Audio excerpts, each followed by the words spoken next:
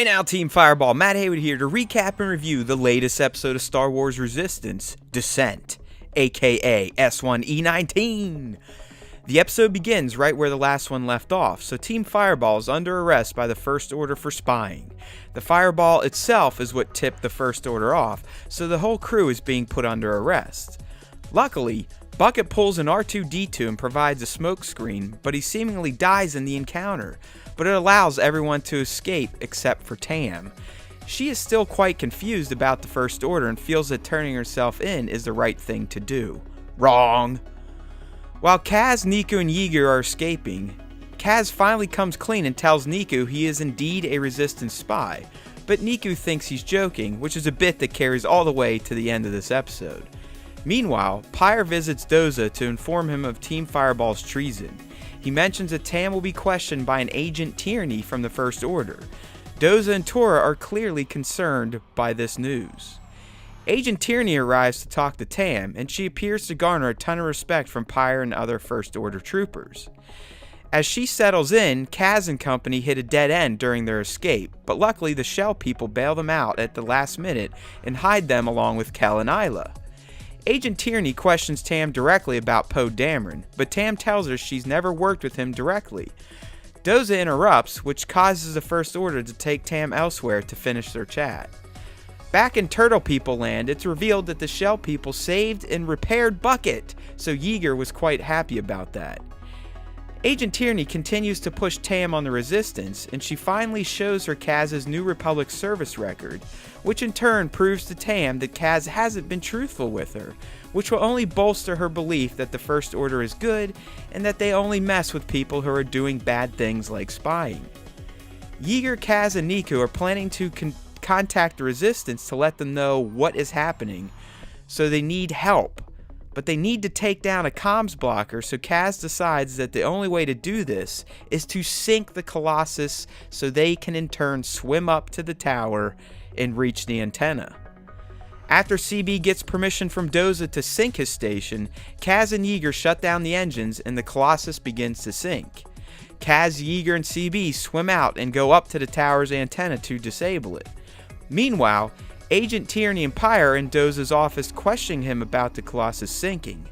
He covers for Team Fireball, but the First Order agents are starting to think something is fishy, so Pyre heads out to take a closer look. Yeager and Kaz manage to shut down the comms blackout and get a message to Resistance, and they also get one in return. But before they all can escape, Pyre and his troopers apprehend Yeager as he pushes Kaz and CB back into the water so they can get away.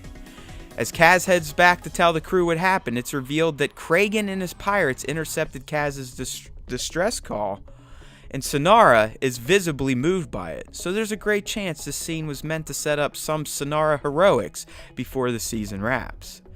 Kaz returns from his daring escape and tells the team that Yeager has been caught.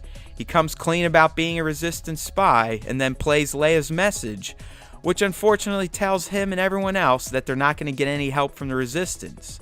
But if they rise up and get off the station, they should meet the Resistance at their next base. Kaz fully embraces his new role as a Resistance leader on the Colossus, and he prepares his friends for a fight. The end. We've seen Kaz gradually transforming into a real deal Star Wars hero all season long, especially in the show's second half. But now thanks to Descent, he has officially graduated Star Wars Hero School. I mean, this clumsy, lovable wannabe spy from episode 1 has come full circle, and by the time this episode ends, he's officially the leader of the Resistance on the Colossus. His journey to reach this point has been exciting, funny, and at times a bit awkward, but his heroics in this episode, in addition to his ideas, firmly cements him as a real deal Star Wars hero moving forward. And while I hope he's still a bit of a clumsy hero, he's definitely become more like a Poe, Finn, or Han than a clown with a heart. Yeager also stood out in this episode, and while I thought he may be the twist all season long, I do now feel like he's all in with the Resistance, and that his relationship with Kaz has gone from being a begrudging mentor to a full-on friend and someone he'd want on his side in a galactic conflict. I fear Yeager's days may be numbered, but he's ended up playing the old Star Wars mentor role quite well.